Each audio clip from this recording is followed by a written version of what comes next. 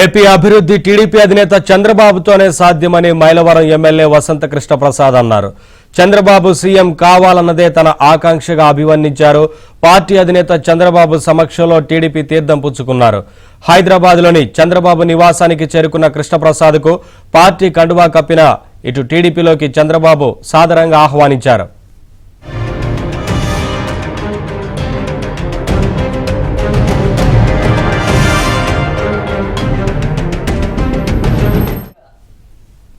ఈ క్రమంలోనే YCP CM Jagan పై వసంత కృష్ణ ప్రసాద్ తీవ్ర విమర్శలు గుప్పించారు. అమరావతి రాజధాని అని చెప్పి మాట మార్చడం జగన్ కే చెల్లిందని అన్నారు. ప్రతిపక్ష నేతలను తిడితేనే వైసీపీలో పదవులు ఇస్తారని చెప్పారు.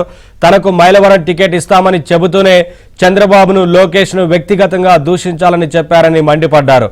వైసీపీలో ఉండలేకే టీడీపీలో చేరానని మైలవరం ఎమ్మెల్యే వసంత కృష్ణ ప్రసాద్ స్పష్టం చేశారు.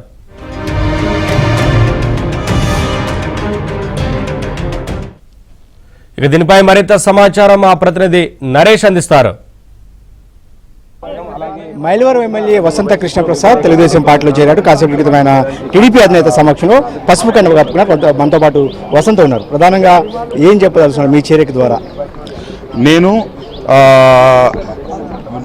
మా ప్రాంతం, ఈ రాష్ట్రం, ఆంధ్రప్రదేశ్ రాష్ట్రం అభివృద్ధి చెందాలని కోరుకుంటా ఉన్నాను.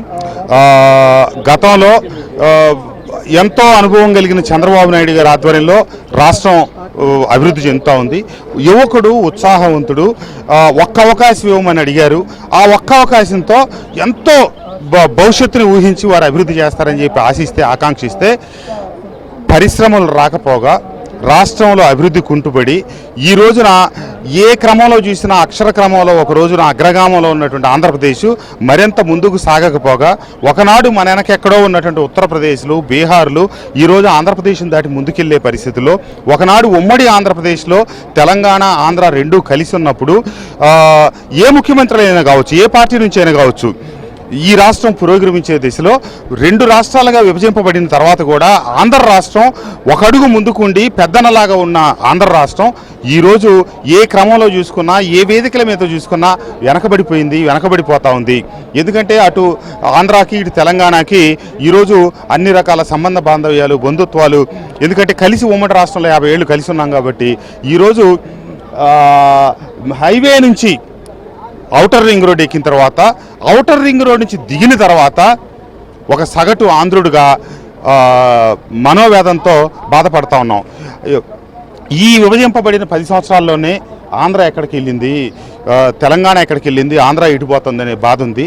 ఏమైనప్పటికీ మన రాష్ట్రం ప్రపంచంలో దేశాలకైనా, ఒక దేశంలో రాష్ట్రాలకైనా, లేకపోతే ఎవరికైనా గుర్తింపు ఆర్థికంగా రాష్ట్రం బలంగా ఉన్నప్పుడు, ఆ దేశం బలంగా ఉన్నప్పుడు, కువైట్ అనే దేశం ప్రపంచంలో అతి చిన్నది, ఒక చుక్క పెడితే కూడా కనపడదు.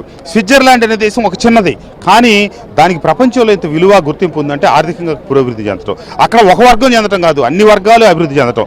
ఈరోజు హైదరాబాద్ అభివృద్ధి చెందిందంటే హైదరాబాద్ చుట్టుపక్కల ఉన్న అన్ని సామాజిక వర్గాల వాళ్ళు కోటీశ్వరులు అయిపోయారు. ఒకప్పుడు మా ఇంట్లో పాలు పోసిన కుర్రోడు శ్రీను అని చెప్పి మనకు రిజిస్ట్రేషన్కి చేయడానికి రిజిస్టర్ ఆఫీస్కి వెళ్తే నాకు కనిపించాడు.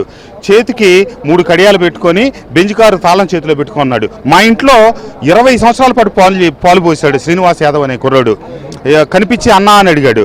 ఏంటి తమ్ముడు ఏం చేస్తామంటే తెల్లాపూర్ దగ్గర హౌసింగ్ ప్రాజెక్ట్ కడుతున్నాను అన్న అని చెప్పాడు. అది ఆ రకంగా అభివృద్ధి చెందాలి, ఆ రకంగా భవిష్యత్తు ఊహిస్తారనుకుంటే చివరికి తిరోగమనం జరిగింది. కాబట్టి అభివృద్ధి అభివృద్ధి అభివృద్ధి అభివృద్ధి చెందిన భారతదేశం సరసన ఆంధ్రప్రదేశ్ కూడా నిలబడాలని ఆకాంక్షిస్తా ఉన్నాను. కానీ ఏపీ ముఖ్యమంత్రి అంటున్నారు అనేక కుటుంబాలు, వెనుకబడిన వర్గాలు చాలా అభివృద్ధి చెందాయి, సంక్షేమ బటాను నొక్కడమే పనిగా పెడుతున్నారు. చేపలు మనం పెట్టడం కంటే కూడా చేపల పట్టడం నేర్పి వాళ్ళు ఆర్థికంగా పురోభివృద్ధి సాధించడం కోసం మనం జ్యోతిరావు పూలే లేకపోతే బిఆర్ అంబేద్కర్ గారు అనిపించుకోవాలని చెప్పి పనులు చేయటం కాదు కావాల్సింది. వాళ్ళని స్ఫూర్తిగా తీసుకొని మంచి చేయాలి. ఆ ముసుగులు మనం వేసుకొని మనం ఏదో కలబొల్లి మాటలు చెప్తే కాదు. ఆ పేద వర్గాలు ఆర్థికంగా పురోభివృద్ధి సాధించాలి అంటే వారికి రోజువారీ తాయిలాలు కాదు కావాల్సింది, వాళ్ళ బిడ్డలు చదువుకున్న బిడ్డలకు ఉద్యోగ అవకాశాలు కల్పించి ఆ కుటుంబాలు సుస్థిరత సాధిస్తేనే రాష్ట్రం అభివృద్ధి చెందినట్టు, ఈ దేశం అభివృద్ధి చెందినట్టే తప్పితే వాళ్ళని ఒక రకమైనటువంటి భావోద్వేగాల్లోకి తీసుకెళ్లి దాంతో పబ్బం గడుపుకోవడం రాజకీయం అని నేనైతే భావించను. మీకు ప్రధానంగా ఒక సమస్య ఉంది, దేవినేని ఉమామహేశ్వరరావు సహకరిస్తారనుకున్నారు మీకు మైలవరం టికెట్ విషయంలో? వారు సహకరించినా సహకరించకపోయినా నేను సంపూర్ణంగా తెలుగుదేశం పార్టీకి మద్దతు ప్రకటిస్తా ఉన్నాను. బాబు గారి నిర్ణయమే నాకు శిరోధార్యము. వారు పోటీ చేయమంటే నేను పోటీ చేస్తాను, వారు ఆగమంటే నేను ఆగుతాను.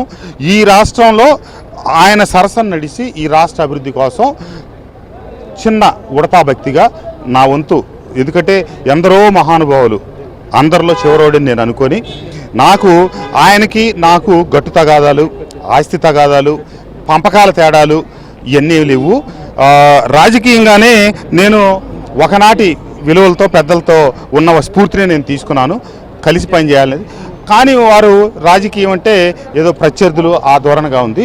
నాకేమి లేవు. ఆయనతో కలిసి పనిచేయడానికైనా నేను సిద్ధంగా ఉన్నాను, ఆయన కోసం పనిచేయడానికైనా నేను సిద్ధంగానే ఉన్నాను, చంద్రబాబు నాయుడు గారి కోసం పనిచేయడానికి సిద్ధంగా. ఒకవేళ మైలవరం టికెట్ దేవినేని ఉమాకిస్తే మీరు సహకరిస్తారానికి?